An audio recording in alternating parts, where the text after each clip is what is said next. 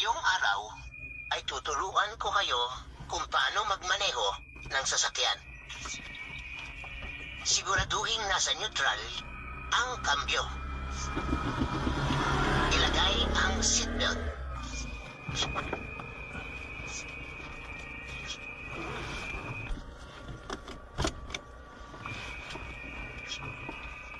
Kunin ang susi. Makikita ang susian sa bandang kanan sa likod ng manubela. At i-on ang kotse. Sa bandang paanan ay may tatlong tapakan. Isa sa kaliwa, isa sa kanan, at isa sa gitna.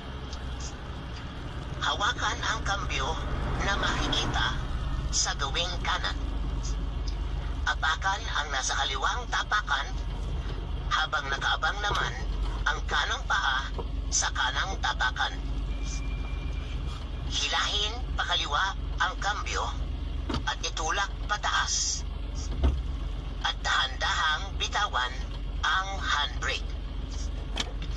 At dahan-dahang bitawan ang kaliwang tapakan sa kaliwang paa. Habang diinan ang tapakan sa kanang paa. Ayos ah. Ayos.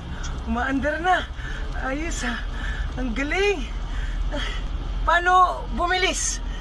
Idiin mo pa ang tapakan sa kanan. Wow. Ang saya-saya. Madali lang pala. Paano huminto? Magpreno. Para naman matuto magpreno, abangan ang part 2 ng bidyong ito. Agay! Next week.